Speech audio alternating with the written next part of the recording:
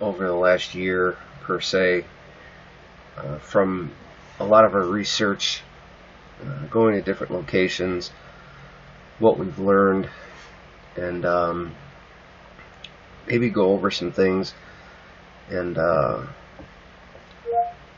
hopefully you can grasp it as a whole, and maybe something will click in your research, or something like that. But we just wanted to reference quite a few things.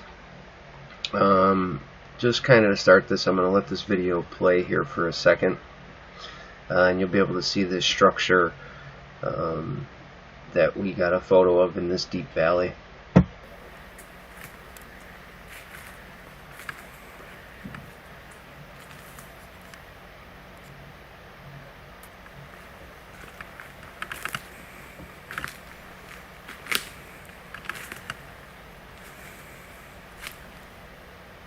There's a tree bend that goes right into.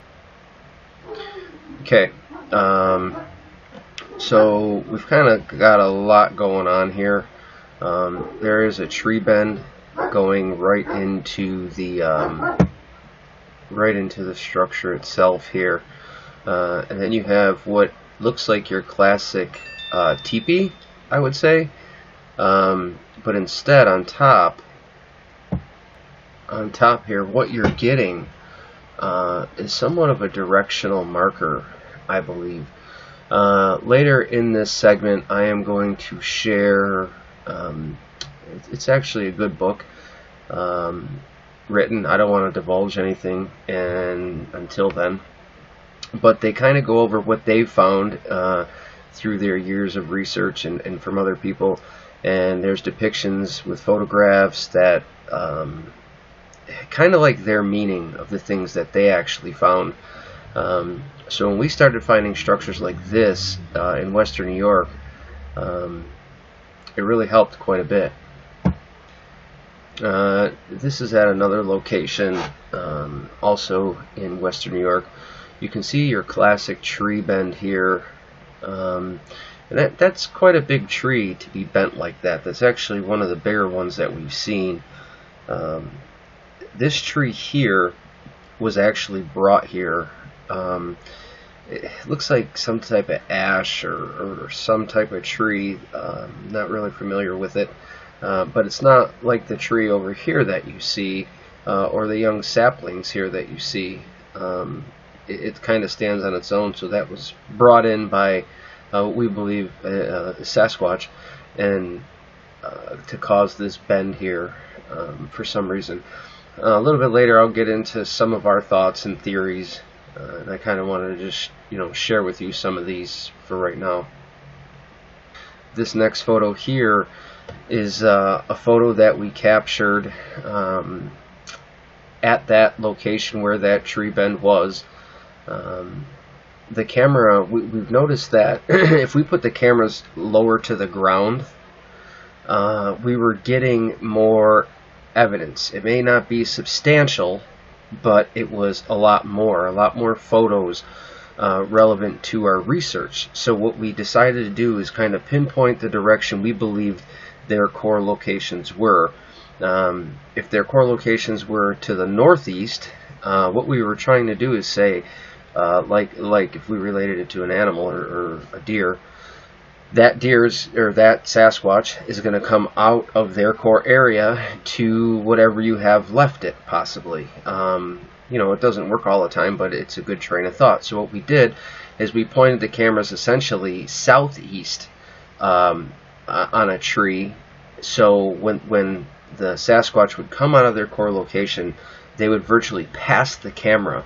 They weren't seeing the red eye, they weren't seeing anything, and it was at the base of the tree. So if they are walking or even on all fours, the chances of them seeing the camera was less. And it worked in a few different occasions until they kind of caught on, and that's when we just pulled the cameras right out of there. But we did capture this photo here, which is intriguing because it really doesn't look like a bear. It's fairly big. The hair structure is quite long. I mean, it's either a bear or a Sasquatch, because the height, I think we referenced way back when in a video where my friend was standing during the daylight hours, was around 6 foot. And if you gave the distance and you started figuring out measurements, regardless, that's at least 3 foot. I'll say that. So it's at least 3 foot. Let's just go with that. So that's relatively big. On the next photo here, you might be able to see me in the background. That's because the overlay from the computer, the way it was taken. This is where it moved off. So if you see here and then it went to the next, it's almost like, could it be a shoulder? But that would be too short at 3 foot. So it almost looks like a hind quarter of something, but there's no tail. And even bears have some type of a tail. So if this is a bottom that you're looking at, or a leg of some sort, you could definitely see the flex. There's a flexation right here along that muscle. So we're kind of, we think we know what it is, but is it proof enough? I don't know if you'll ever know. This next photo was taken in July. This is actually at the same location. It's kind of dark the way it was taken. The original's lightened up. It's on a different laptop.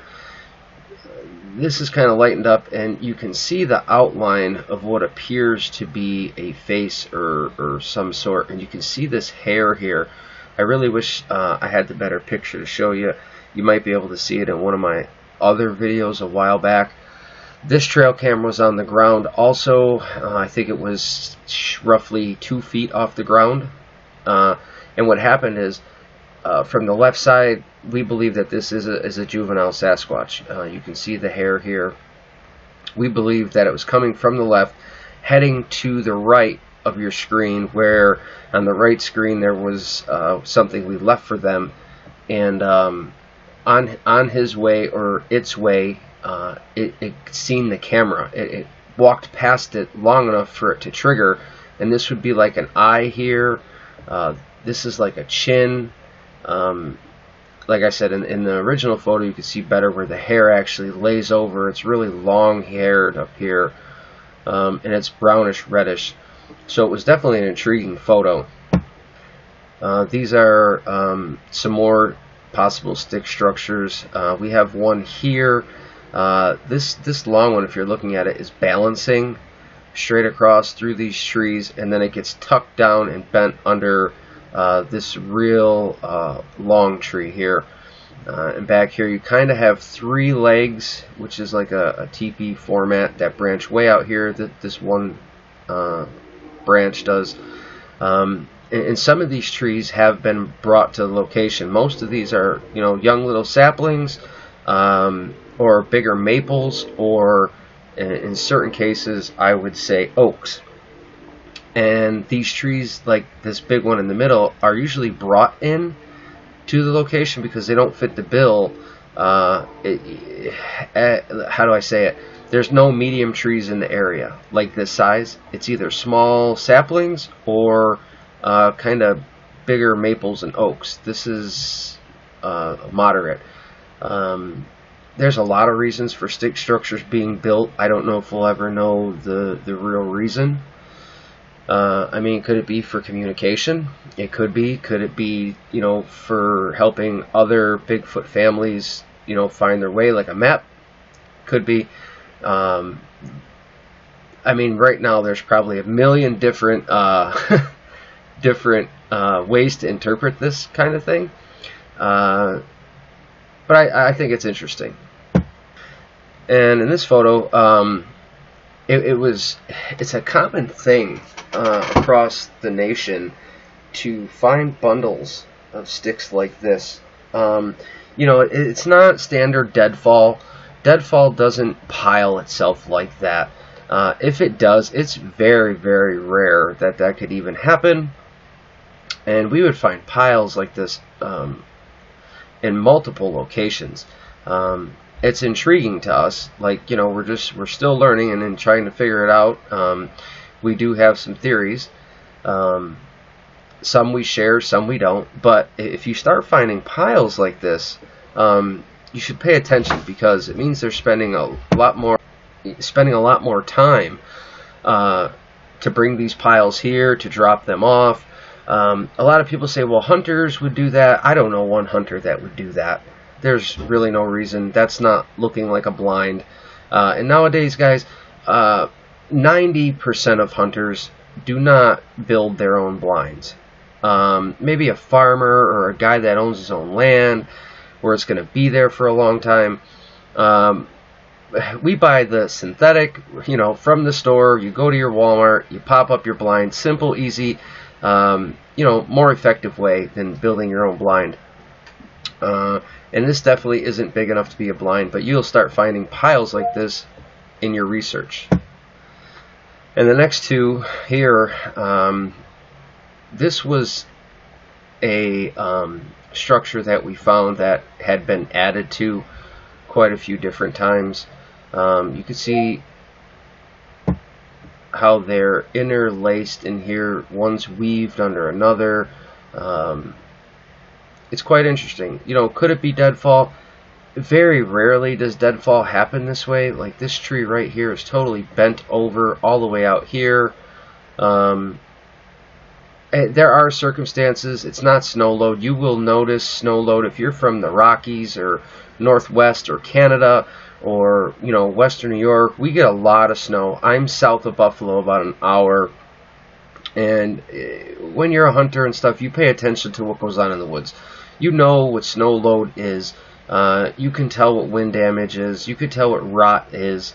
So if you start to pay attention, you'll start seeing these structures. But this was one that actually had a living tree in the midst of it here. They were using it kind of to brace upon, we believe.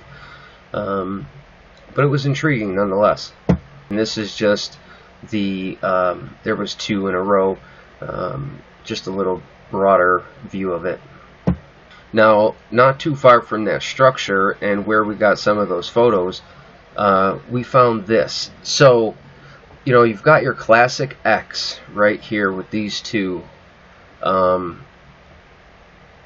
trees. But if you look over here, all along the ground are these logs. And it's like they were placed there or brought in there. As you can see, the bark does not match the bark in this area. The trees just don't match. They're not saplings, they're not oaks, they're not maples. They might be birch, or they're not really poplar. I don't believe so. But they were definitely brought here, and there was like 10 of them that are laid here, and we couldn't figure out why. We didn't know if it was a bedding or if it was like a very important site. But your classic X usually is the do not enter, or the barrier marker. This is ours, that's yours, you stay on your side. But there's multiple ways to interpret this. You even have a possible X going on here. I don't like possibles. I like things that blatantly stand out, and then I try to figure out why it could and why it could not be related to Sasquatch. And then when you're left with your unknown, the chances are that it very well could mean something in your research. Some people like to follow them from one place to another, and they say, structures line up. That's a possibility too. So you never know. And this photo is a little blurry. Once in a while we'll get a few blurry ones. Some people say that's because they were close by, and since they vibrate at a higher frequency, it screws up your equipment. A lot of people I've talked to have had malfunctions with their equipment while afield. We have two where batteries would be drained, cameras would just shut off, lights have been seen. I have a whole slew of videos that I share, and the reason I share it's our research. You have to be true to yourself and to your research. If you're not, and you're withdrawn and you're hiding or not wanting to tell somebody something, I feel that you can't be effective because you can't fully express yourself. And the only way to have a thorough research program going on is to be true to yourself. I know many people across the board, people you wouldn't even believe, who've had types of paranormal experiences with Sasquatch, as we have, as myself, and blatantly either disregard it, blatantly make up some type of story in their head thinking that it's not real, or understand that they've seen it and just chosen not to tell anyone about it. I think they're not being fair to themselves. They're never really going to get the true answer if they keep hiding, and that's not the best word, but keep hiding what they have seen. But back to this structure. This is just a small one, I believe, done by a juvenile or a mimic of a parent. You've got a lot of little branches and limbs here that are stuck in or stuck over this one, and certain ones propped up. Now remember, everything in the woods is not a stick structure. No way, no how is it. I was a hunter, I still am a hunter, 20-something years. The thing is, when you're a hunter, you're looking for deer. Your game plan is deer. Your motivation is deer. Your whole way of thinking. Very few people go in the woods and observe everything. You're overwhelmed. You cannot possibly do it. The sounds, the sights, the smells, everything overwhelms all your senses. So, being overwhelmed, you do not pay attention to stick structures. You just don't. Until you have some type of situation or encounter, and then you start researching and paying attention. And then when you go into the woods, you start seeing these stick structures, and you'll start to understand certain things. See, I can't expect a person that wants to know, or somebody on the outside of the Bigfoot world, to possibly understand anything that I or anybody else says, because they just wouldn't. They don't have the common base for it. They don't know what's what, who's who, and they just don't know the whole paradigm. So to them, it's overwhelming, or it could be laughable. Hopefully in the future we all can change that by educating them. Now this is actually just outside of our city limits. I was doing some live time out here, sharing on Facebook from the woods and researching, and I would start to find structures like this, smaller ones, but they always seem to be 1, 2, 3, 4, 5. They're just perfect almost. And you could tell how they're placed there. Now if you look, there's no other trees near this at all. I think the closest tree is at least 8 or 10 foot away, and the barks don't even match the color barks. This is almost like a creek wood or driftwood style of wood, like it's petrified. And it's been placed there. So could a juvenile have done that? Yes, they could have. There's so many probabilities that we're all still learning, and it seems that just when you think you got a grasp on them, you don't. They change things up. Now you have another stick structure here, which is also intriguing. Most of the butts of the branches are faced up against the tree. That's roughly 6 foot high. Yes, I understand branches can fall, but to start having them fall in succession like that and create some type of structure, it's fairly odd. The naysayer or somebody out there will always try to say that that can just happen, and it doesn't. And you know why I say that? Because there's places that we go that don't have a history of Sasquatch, or they're not seen, or things like that. And when you go in the woods there's none of this. There's none of this. So it's like a compare and contrast situation where you would compare, known locations or sighting areas of Sasquatch and compare it to places that just haven't had the sightings, or so on and so forth. You just don't find these structures. So they're placed for a reason. Now, this photo here is very intriguing. We believe it to be some type of bedding area. Just the vast amounts that were brought into here and piled up. Now this is quite a ways in the woods, a good mile, and we just happened to stumble across it when we came up and over a ravine, and we seen it. Some of this stuff is 2.5, 3 foot high back in here. This is a lot of debris, and there was a few more. I don't know if the pictures actually came out or not, but we believe this to be some type of bedding, because in the middle it was a little more shallow, but then there was this big log laid right down the center, and it was very amazing, you know. And the thing is, see this huge pile of debris here? Like, there's no farm, there's no tractors or humans or pathways in, you know. Somebody wasn't out there just cleaning up the woods because they were bored one day. What I'm saying is that this was made for a reason. Once you can start to distinguish their reasonings and how they move and where they possibly have their core locations, you can start to tie things together. And then, as you see in this photo here, one of our researchers was taking the photo as I was walking into the area.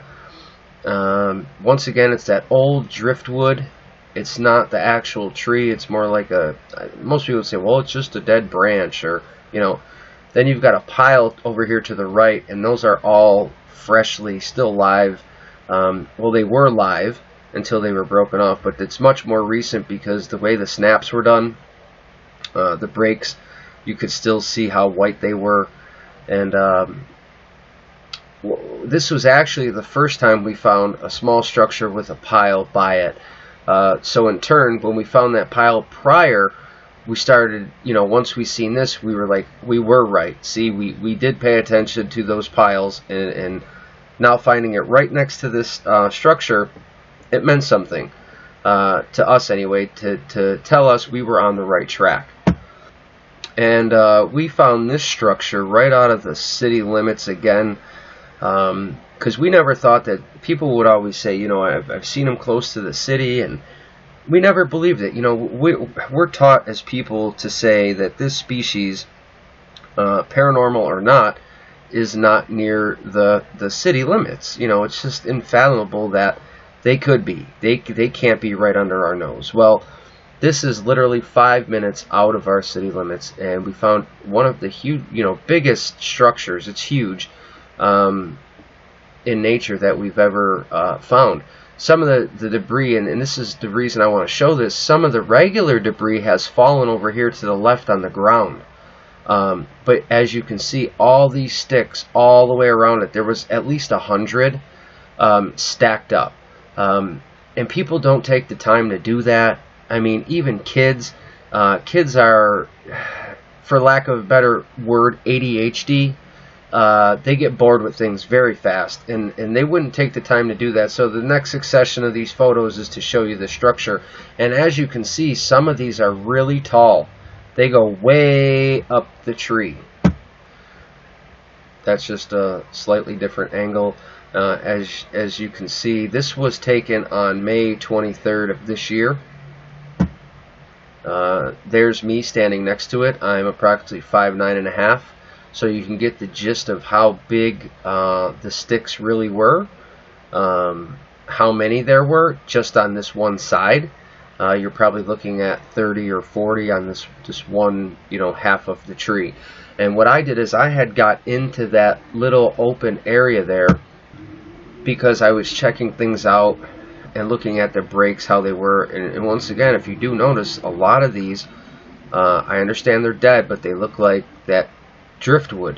Do you see what I'm saying? But anyway, in on this one branch here, this big one right here, I did have a photo of it. I shared it on a podcast years ago with the ECBRO, and carved into this were 3 letters, M-A-Y, May. And at that time, at that particular time, it was funny because we were talking about how much activity we really had during the month of May in my region. May, June, and July seemed to be the most activity until recently in December. This was kind of my I just had an encounter or November 6th, and we never really thought they stuck around. But our winter hasn't been harsh. We really haven't had any snow in western New York. We might have had like in the hills a little bit, and then it faded away, and then it came back, and then it faded away. But in the lowlands, we don't have any snow. But regardless, that said May carved in it, so we thought it was pretty substantial. And this is just the same tree, and you can see how high they really do go. You know, some of them may be fallen, but it's odd. Right here you have an X suspended in the tree. I don't know if you guys can see that X, but it's there. And a lot of things have meaning, and some I'll try to go over using somebody else's narrative from their experiences.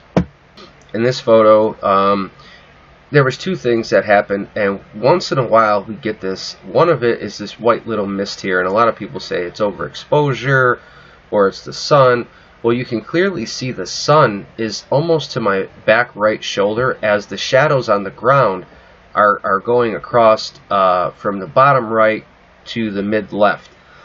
So the sun really wasn't able to overexpose the picture, or things like that, and we keep getting these white misty formations in photos. But we were looking at this branch here that was freshly broken, and there was no tree up above that it came off of, so we were kind of clueless as to where it came from.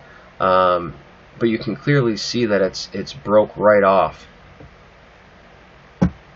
Now if you look at this photo, the reason I'm sharing this photo is there's a white mist here, but what happened is in this location the sun is actually from the left side to the right. You can see the shadowing. So could that be exposure? Possibly from the sun, because the sun would be up in the left hand side now.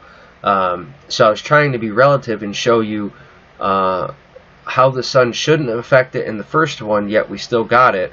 And now on a second photo, it could possibly be the sun. It was just to compare and contrast the two. Now here is a structure that was very intriguing to us on a ridge top, and we kind of stumbled upon it. One of the researchers happened to walk that way. We weren't even going to go that way. Now people say, well, somebody could have built that, or a hunter. I don't know any hunters that would hunt out of that. That's ridiculous. It clearly doesn't make any sense. It's there for their reasons and their reasons only, not ours. Humans do not build like that, and the only people like the Indians that did build like that, they're going to be, let's say, more circumstantial. They're going to build for a use, a teepee. They're going to cut. All these branches are broke off. Everyone's broken. So them are things you need to look at. They're not cut. They're not sawed. There's not chainsaws. They're all broken. And you can see once again they're all dead. And here's the thing. This is pine. There was a pine back here, and it starts up higher. But you can see these are not pine limbs. This down here maybe, but most of these do not look like pine limbs. In this photo is one of our researchers that we happened to take a photo. This was part of the backside of a structure that I showed you earlier. That big triangle one kind of goes down a ridge a little bit. One key thing to look at is when you find trees that are brought to an area, look in the ground to see if there's a root bed, root ball, somewhere where they could have came from. Later I'll show you a photo of a tree that is very interesting. I'll just leave it at that till we get there. This is how we were conducting our DNA analysis to get our samples tested. This is just a simple box that we built, put our chicken wire zip tied all the way around it so nothing can get in it, and this is your only access point. And right here there are 3 old wood brushes, which are shoe shine brushes, if anybody remembers what those are from back in the day. But our game plan was to put what we put in here, and whatever it was would have to reach their arm. Relatively, that's about 30 inches. Two of them are 32, one of them is 30 inches deep down in there to grab that. On the way in, the arm, or whatever it may be going in there, has to leave some type of sample, maybe hair, on these brushes. And it's worked to, we've had things disappear. This particular one, on one occasion, this limb right here was broken right off. This box was down on the ridge in a kind of like a little hole, and we ended up getting 2 hairs off that sample. We weren't too sure what it was. We did send those in, but it could take up to a year to get the results. I'm actually expecting some results today or tomorrow. I was contacted by somebody at the university. They said the samples have 4 of the, I think it was 14 samples he has, were tested, and I should get some results. Maybe they'll be good. Who knows? I don't know which ones were tested, but it's a process. It's definitely a learning process. Now, I'm going to talk about this picture here because we really don't know. There are some people out there stating that Sasquatch does have some type of alphabetic language or symbolic language, which is definitely possible. You can't write off anything. What we have out here is we have the flesh and blood, we have the non-believer, which is totally against it. We have the skeptic, and we have both sides, the paranormal and the flesh and blood. So if you just look at the paranormal and the flesh and blood groups, what is happening is there is a rift. Yes, one side says you're doing it wrong, the other side says this. The paranormal believe they're right because they're on the better track, and we don't even know what this thing is. But relative to that, my recent sighting, I seen the physical and, let's say, the metaphysical state of the species as it happened in front of my eyes. So can I say either one of them are right? No, I can't. All I can do is continue to do my research and try to learn and understand that they can do both things. They can be physical and, metaphysical. I don't like to say cloaking and stuff like that. I don't like to call it woo. It's fun. I guess people can call it whatever they want. But when you're really delving into this and trying to learn, there's so many stories relating, to the Bible and so many other things. You can't clearly, my point is, you cannot clearly say one is doing it wrong and the other is right. So what you have to do is pick through both sides. You have to pick through the paranormal. You have to pick through some of the flesh and blood. You have to start to put your own puzzle together. You can't totally write off everything because you have to have a learning process. And like I say, I take everybody's information in, but I am Catholic and I do have my religious beliefs, so I can't fully open myself up to the unknown when I don't know fully what Sasquatch is. I think that wouldn't be right. That wouldn't be appropriate on my part. So it's baby steps and it's learning. And the ones that fully flip to the other side, I can understand why, to the paranormal, because I've had it happen. But I'm not going to let it flip me that fast. What I need to do is a lot more research, a lot more reading, a lot more discussions with people or interviews with people. So if I talk to many flesh and blood researchers and let's call it woo Bigfooters, you learn from both of them, and you could start to let's say, the FBI, how they do it. They're going after John Gotti's crew there. They got all their pictures up on the wall, and they take the strings and the tacks and they start tacking things together and points and dates, and you start doing all that.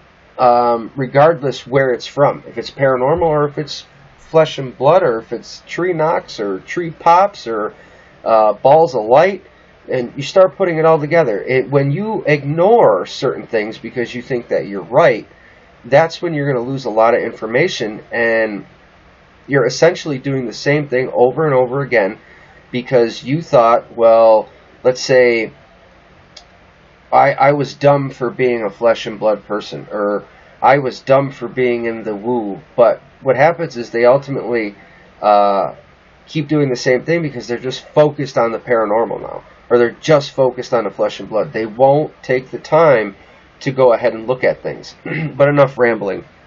This is a possible letter or a symbol that we found. Now, you would look at that and say, hey, that could just be falling off a tree. But in reference to where it was, what we found near it, so on and so forth, we believe it had to do with them.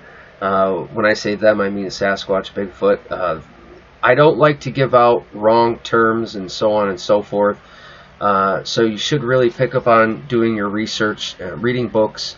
There's so many people out there trying to teach, and I feel that you can take pieces from what they teach, but you have to take everything with a grain of salt, because if you don't put it all together yourself, you're just continually fighting an uphill battle. And this photo, to change gears a little bit, we believe, I believe it's some type of nesting area where they started building things, debris up. And as you can notice, the camera wasn't moved. We've got more of this white misty stuff going on. Now, it's later in the day here. There's no shadows. We're in some pines. There's no sun exposure here. So this should start to be pointed out. But back then, when I was strictly following the flesh and blood section of Bigfoot, I wouldn't pay attention to that. So now that stands out to me, and as you see, this could be a directional marker that's been laid here. You got tons of piles of stuff going on here. Like I said, guys, it's not like somebody came in and vacuumed up the woods and said, hey, I'm just going to clean this area because you're in the middle of nowhere, and it's one piece of the puzzle to keep putting together. This photo I wasn't even going to share with you because it's so, let's say, overexposed, or not overexposed, it's too brought in, too close. The original's way better, and I didn't have it on this laptop. It's on, another laptop. But what I was going to show is two people were off to the left doing something, and right over here in the original you can see what looks to be like something standing right here. Like a small, these look like feet right here. It's see-through, obviously. It looks like a head with the torso and possible arms. It's roughly only 3.5 feet tall. We caught that coming out of the pines area on accident. We were just taking a picture of the guys over here screwing around. So is it possible? It could be possible. It could be something. This is just something we didn't share before, but we feel it's necessary to share. Now we continue to get these directional markers which are cleanly snapped off, and if you look around, there's no trees that match this snapped off from either side. So we believe it's a directional marker with your possible Y here.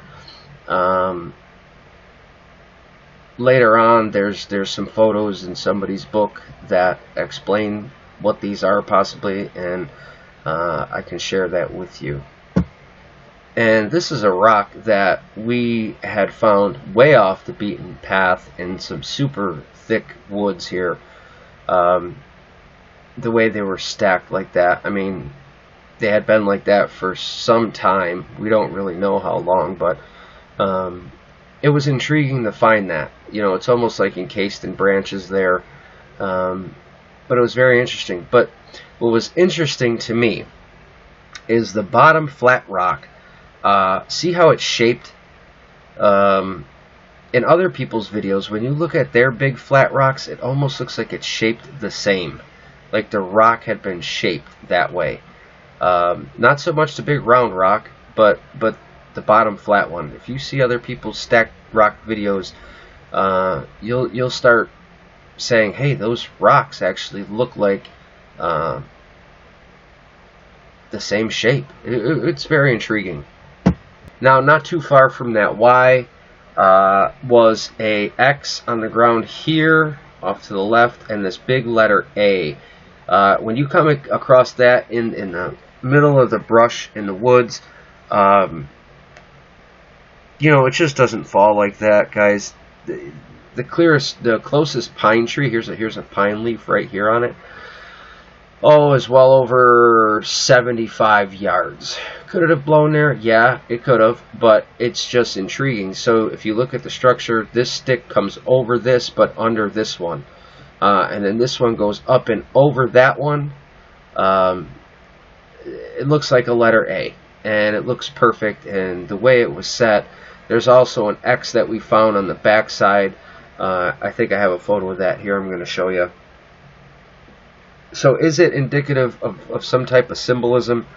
I believe so. I don't think, I don't know the last hunter or child I've seen in the middle of the woods, and I run across them and ask them what they're doing, and they're saying, well, I'm using sticks to make letters. That just does not happen. So it's relative to something else, which we believe is Sasquatch. This was the X that was, we believe, placed not too far from it on the back side. It goes up and over. It's a neat stuff, you know. A lot of people say, well, it could fall like that, and you know, anything is possible. And but once you start digging into it and finding things time after time after time, the chances of it being just like that are slim to none. And here was a close-up of that little X that we found on the ground. Now, I want to remind you, this is not any type of our manipulation. This isn't anything that we've done. This is strictly what we found. We've come across it in the woods. So to us, that's why we take photos, because we believe in the long run, once all the puzzle pieces are put together, it's going to help create the bigger story picture. This was some feces, just a small smidgen of it. It was about 3 times that size. There was way more, but I had to zoom into this one section. It's got a lot of, whatever this came from, it was pretty big. You know, it was like the size of a horse, but it had all this hair in it, like it had eaten something. And there was a tooth actually in it too. So we extracted the tooth and part of it to send in for testing. It could be just your regular old anything, that bear that ate something, but I couldn't truly do my research and just walk by this. You know, so you have to have it looked at. This is a beautiful area here. I just wanted to share this photo with you. It's more relative to my giant male encounter. During one of my outings, before I was even researching, I would do a lot of metal detecting, and this is an area we used to metal detect. Off on the right hand side here, some old home structures would be off by the woods here, so we would detect both sides, and you know, so on and so forth. But up here near this tree is where we had our encounter. It was about right here, one of our encounters. A friend of mine that actually passed away, and myself, is where this Sasquatch stood right here, and it walked off into these woods, and when it hit its head, there's like this branch here, and we were able to see it shake up and down, and that's where we measured to the ground as a relative measurement. It was 9'8". But this was the trail. You could see how clear and open it is, so it wasn't like we didn't understand what we were seeing. It wasn't in the thick woods. It was quite amazing. And as you can see, it's brighter over here. So what I was trying to tell people, that day when the sun was really setting, this is later, this is like an 8:30 photo in the summer. Before, it was maybe like 7 o'clock, 6:30, I'm going to say, somewhere in there. And when the sun was setting, it was orange. And when it took its stride to go into the woods, the sun rays were beaming through its legs, sort of. And you were able to see how wide the stride was on the Sasquatch. And ultimately, we ended up getting a foot cast out of this area. We believe that they cross here for some reason. We don't know why, but I've caught foot tracks here more than once. I've caught 16-inch, 17-inch, and 19-inch come across here, so 3 or 4 different occasions. But it's a relative idea, so you guys know. Once again, there's like your classic X. You know, a lot of times, like I said, I don't just take the photos. I go over, I make sure that there's no tree bases that these could have fell off of, and then I take the photo. Here is a possible print. This is very, very big over here, and you can see what seems to be toes in the dirt. We weren't able to cast this because the farmer had actually came within about 10 minutes, and he was tilling the field that day, kicking the dirt up, you know, getting everything fertilized. But it was relative. We wanted to share it, so this would be the toes up here, and that would be the heel from what we're taking, and you can see how deep that is. It's fairly deep, so that's a lot of weight that would have to do that. It's just interesting. Now, I don't know if this is a juveniles over here, but we've seen the indentation once we took this photo. This photo here shows what I call a gate. These are far-reaching areas, I believe. They're, let's say, southern, northern, easternmost zones that they travel, and they hang these gates. That's what I believe, because I always find them on the perimeters. I never find them inside the core areas. Outside the core areas, I find them. There was only one time that I found a gate, and it was real close to what we believe is a bedding area. But it's suspended, and what happens is they force it down between some other trees, and it's just there. So it lays there, and people say, well, you know, it could have broke off from another tree. So you go over there, you look for a base, you look for the roots. If it's not there, you say, hey, how did this tree get here? And then how did it fall between 5 or 7 or 12 different trees to land like it did and balance like it balances? So when people say it's a coincidence, you have multiple coincidences going on. 1 tree, 2 trees, 3, 4, 5, 10, 15. It would take so many coincidences for that tree to just land and balance like that, not just one. So keep your eyes open for that. It's just a beautiful picture of the pond area, some of the thicket back in there. And people don't understand why Sasquatch can be so elusive. Well, if they're taking on a physical or a metaphysical body, if they're light, if they're some type of light being, if they're this, if they're that, we don't know. But we do know 2 things. Well, I do know 2 things. I know that they have a physical body and a metaphysical body. So why they have that physical body or what they're using it for, those are the types of areas you should be searching out, the thicker areas near some type of resources. The metaphysical I have not really figured out yet because that kind of just happened to me. So I'm going to be doing a lot more research. Here's just a good game cam photo. This trail here was one of the areas that way back I believe I caught a Sasquatch coming across this trail. A lot of people thought it was a skier. I just wanted to share this because of all the deer, so people could really take a look at, you know, nature up close.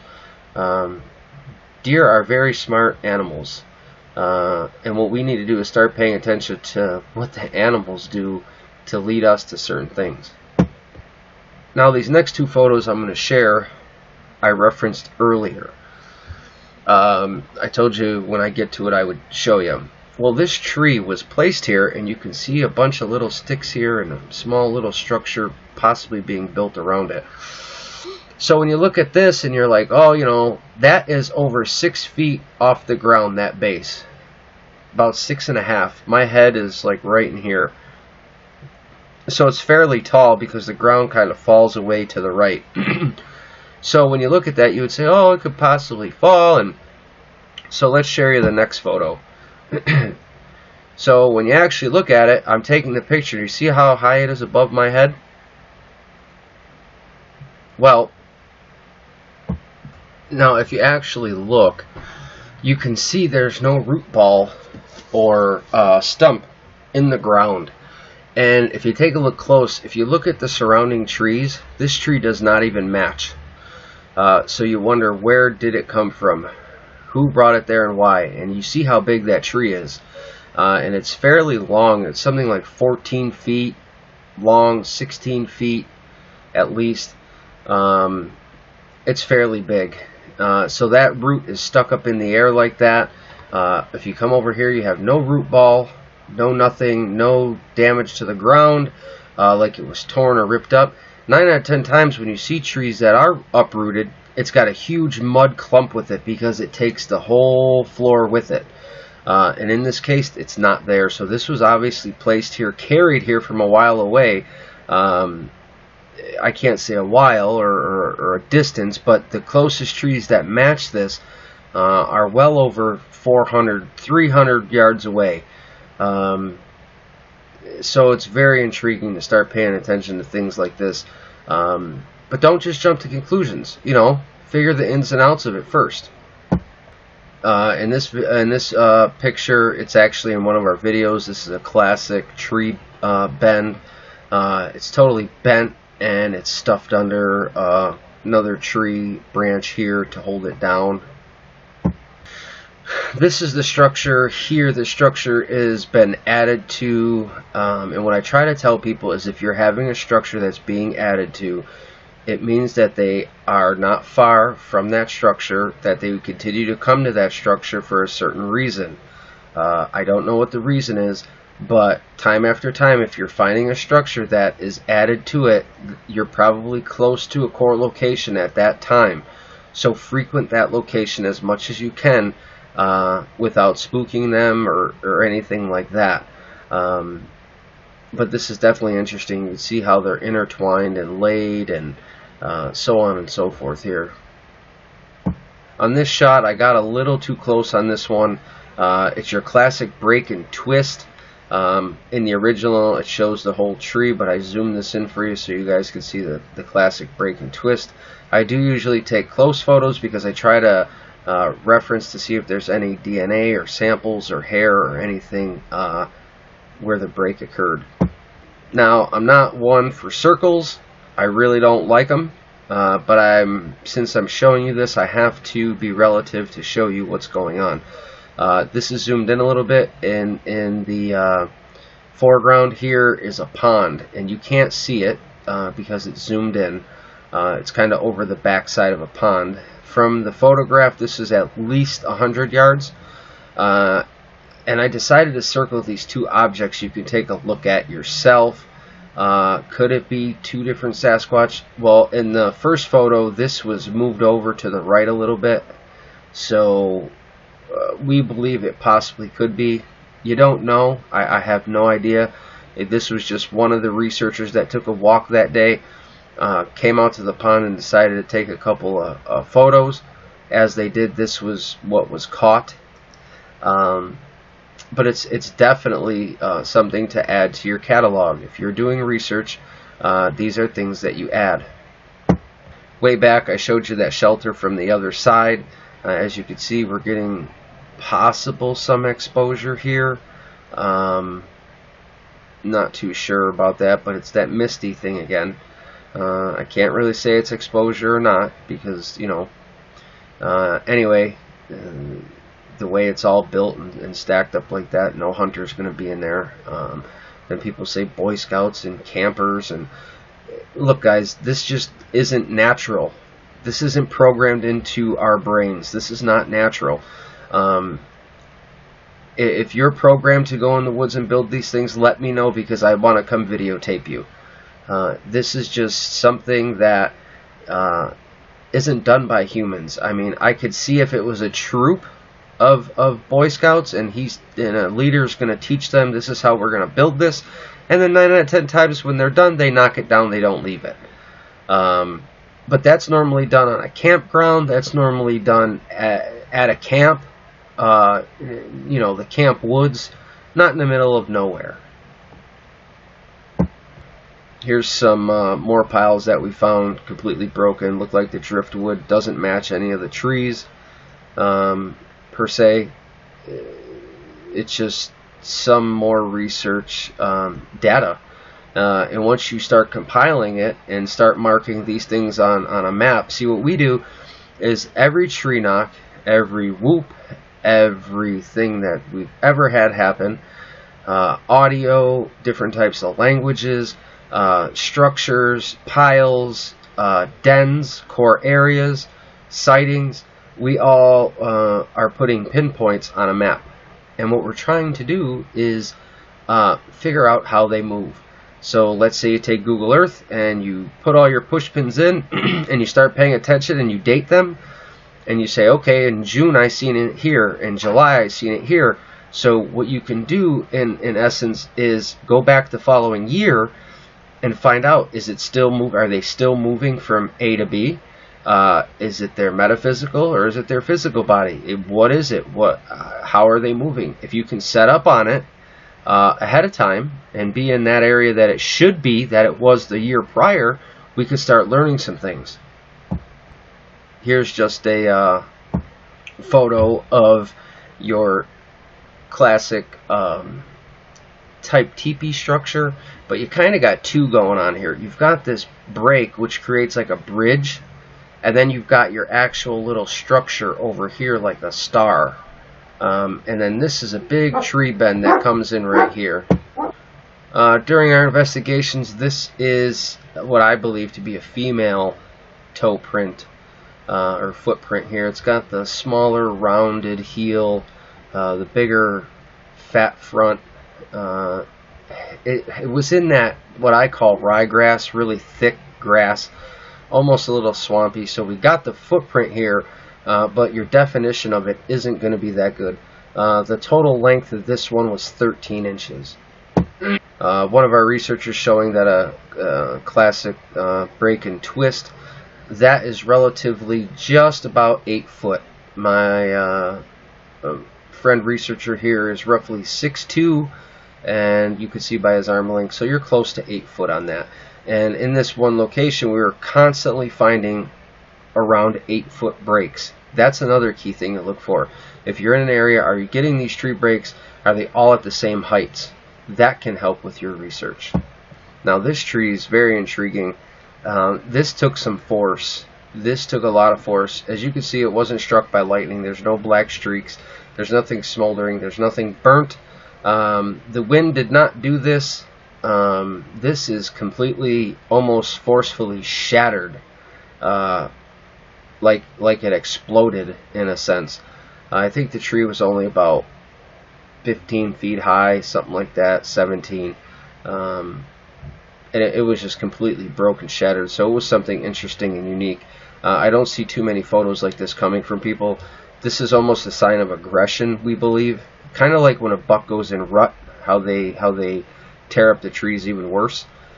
This seemed like it could be mating, or it could be, a sign of aggression. This is one of the smaller but intriguing structures that we found. One of our first, actually, when we first started researching, kind of in the denial phase in the beginning. But it's interesting nonetheless, and some of the trees do not match, like they're brought from all over the place. But in this one, what was intriguing, we have sticks going both ways. There's meanings to that people talk about, but I can't really express any because we don't know for sure. Now, this photo may look blurry to you because I zoomed it in really, really close. But anyway, I'll tell you what had happened. We had seen something paranormal way back when, before we were willing to admit anything about paranormal. The whole ground looked like it was lit up. As you can see, these purples and yellows, and there was pinks, and it's not overexposure, it's not pareidolia, nothing like that. We actually physically, with our eyes, seen the light coming out of the ground. It was definitely perplexing. So our first instinct, I grabbed the camera that I had hanging around my neck and started shooting photos. I shot about 5 of them. In this one photo here, we caught this over here. I'm sure I didn't have to point it out to you. It looks like some type of being walking. Almost looks like it has some type of helmet on, you know, like a motorcycle helmet. This thing would only be about 4 foot tall, but it was definitely in stride or doing something, going somewhere. This was last year during the winter. Well, not winter. It was spring, but there was still snow. It was like an April photo, and we were some of the first people up there. There was no other foot tracks, no ATVs, no snowmobiles, because there just wasn't enough snow. I mean, technically enough snow for snowmobiles. It was just maybe 2 inches on the ground, and we caught that about 100 to 115 yards off into the woods, and we didn't even see this, whatever this is being. We were just taking a photo of the lights, and we happened to look at the photo and see that thing. If you see anything like that, let me know. I still don't know. Could it have the alien connection? We don't know. Like we said, is it part of the metaphysical of them? We don't know. So we're all learning. Here's another area that we would gift at. This gate that we found, we thought would be on their northernmost section of their core area. It's free floating. This whole end is just floating by itself. This is not connected to it. This has nothing to do with it. This is just a stick that comes off of here. This is free floating right between this tree, and it stops way down here on the right hand side inside that tree. And what we would use it for, we'd put our apples right here. We would place our apples as a gifting area. And one time up in one of these left hand corner trees, we found an apple way up here placed. We have a photo of that, but that's on the other laptop also. So we're just trying to teach you guys, when you find these good areas, when you find a hot zone, try to go back, start your gifting. Get out there, do what you got to do. Try not to fear them. It's overwhelming. I have feared them. I've had anxiety. I've tried to live with it. Boggle your brain. It really does. But the only way you're going to get answers is if you keep pushing. This photo was also taken out of that farmer's field. I think it was a day or two prior to that other one. I wear a size 13, so you're looking at about a size 16, and that doesn't look like a shoe bottom to me. It looks more like a bare foot. You can see how deep that is. You see I'm standing on the soil. I weigh 185 pounds, and I'm not denting anything. Even if it was wet, it would have to be like a swamp for me to get that depth out of it. Here is a clear photo with an arrow, so you can say, I can't see it.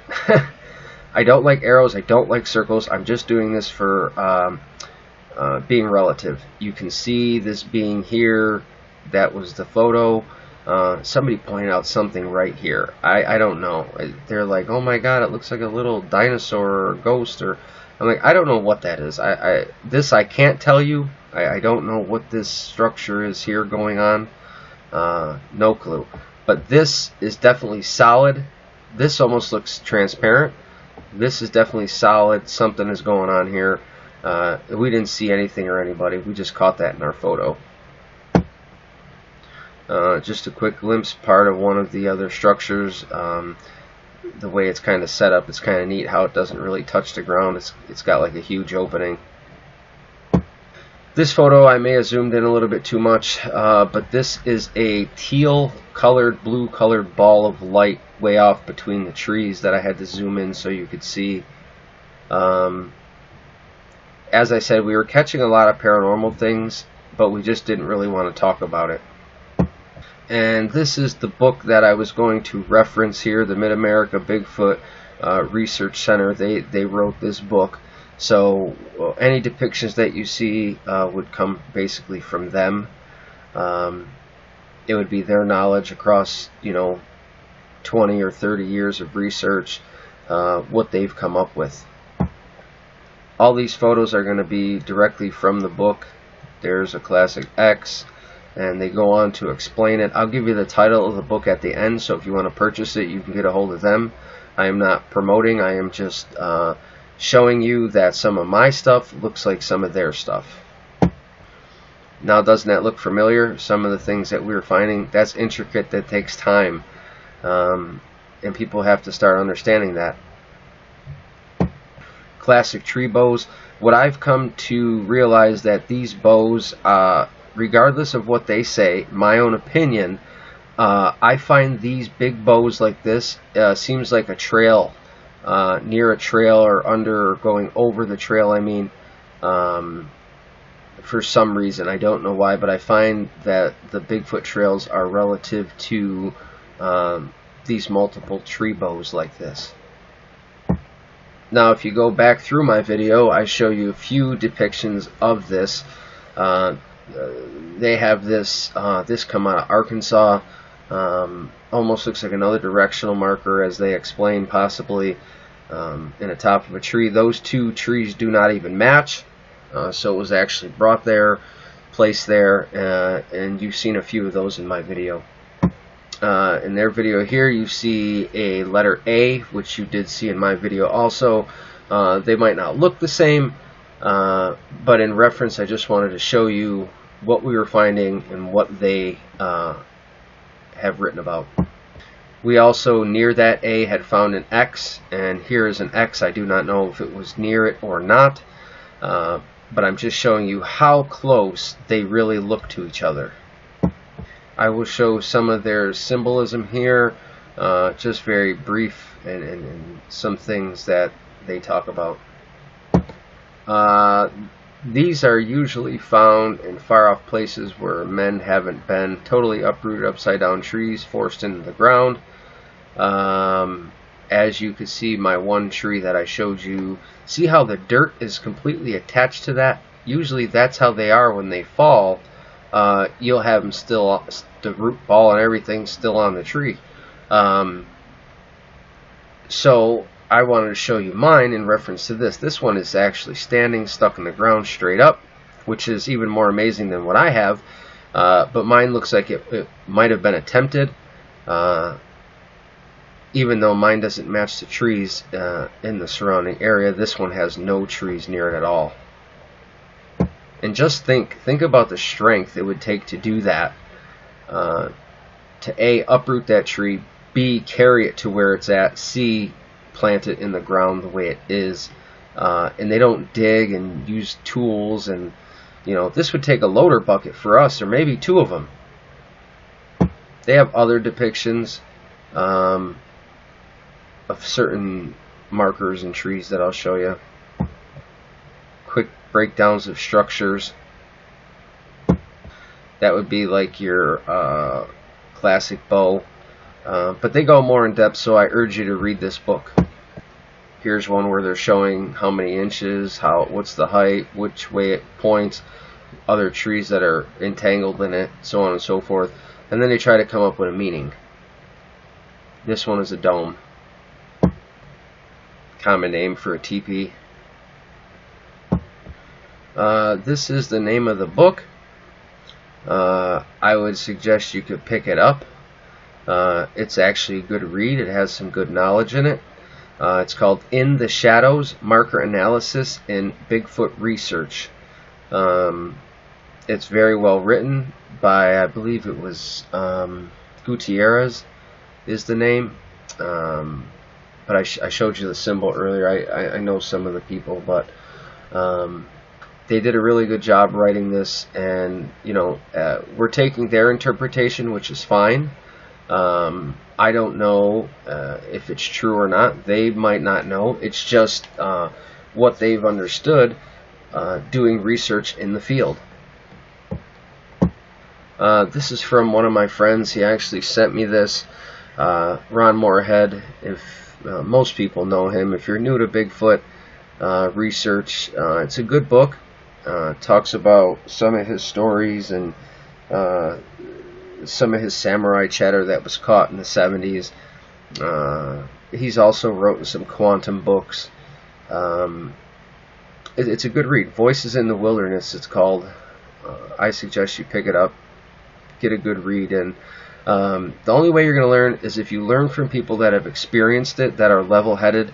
The people that have experienced things and kind of gone, lack of a better word, cuckoo, in a sense, it's hard to grasp or learn from them because you don't know if it's correct or not. I'm not calling anybody any names at all, and I personally don't care what people think. But what I'm trying to say is, you want to find somebody that's ethical and logical and can look at all sides and not be boxed into just the paranormal or just the flesh and blood or just the UFO factor. I want somebody that can grab from a multi-district and multi-dimensional and try to apply it. So if you're looking at a multi-dimensional thing here with Sasquatch, why are you being so single-minded? You should be multi-dimensional with everything. Grab from all different areas and learn from everybody. Everybody wants to step up. Everybody wants to be a teacher. Everybody thinks they know everything, and we don't. We clearly know squat about their abilities. The Bigfoot are able to, I don't even want to say cloak. They are able to appear and disappear. There's light balls that I've seen. I've watched it go from physical to the paranormal. It's breathtaking, it's exhilarating, it's mind-blowing. So start doing your research, pay attention to structures. I went over a lot of different things in the video. After about 5 years, you start to think you get a better grasp on things. But the problem is that every time you think that, it seems like the Bigfoot will give you another avenue. And a lot of people say it's like you open up a rabbit hole and you just keep going down, down, down, down, down. What it is, it's the way they trickle the information to you. And consider yourself lucky if you do get the information, because I do. I feel that they pick and choose certain people. They definitely, they don't show themselves to everybody. So be open-minded, be kind. If you're pure heart and you really have good intentions and stuff like that, I believe that they will show themselves to you. I don't really know why. I'm still learning. There's a lot of information I don't like to divulge. I've written something about a paranoid theory. If you go back through a lot of my videos, or if you check out the link down below, I have some things shared. But I appreciate your time, appreciate you listening. Like, sub, share, as always, guys. And I thank you for your time. So if you are interested, if you're in my neck of the woods, feel free to give me a shout, leave me a message. Maybe we can get to talking. I like to compare and contrast notes. I like to find out what other people are learning and how they're learning it. Like I said, let's stop the single-mindedness. You need to grasp from different areas, from many different researchers, and even if you don't like them or other people talk bad about them, don't let that stop you. A lot of times people will shun you or talk bad about you for many reasons, and that's to suppress some of the information that you want to share. But don't even look at that. Like myself, I'm past that. I don't even care to acknowledge certain people. I'm going to share what I share regardless because of my research, the time that I put in. It's the ethical thing to do, is just to look past it, keep on schedule, keep doing what you're doing. Let's face it, we're all in this for a breakthrough, right? Most of us are. A lot of people do just want to interact and understand and be friends, but 99% of us are curious. So that will always lead to more things, and everybody will always want more. Why? Because humans are greedy. And they'll want more, and they'll want more, and they'll want more, but they give back nothing. And that's where you got to start giving back to them and understanding them and learning them. And a lot is about trust. So don't put all your eggs in one basket, per se. But for now, guys, I appreciate you being here. Thanks for putting up with me. Hope you learned a few things. If you have any questions or you want to talk, get with me. You can reach me at Bridging the Gap Between Sasquatch and Woo on Facebook. I'm also on Twitter. Ryan Reading is my tag on Facebook, my regular name. I also am on Instagram.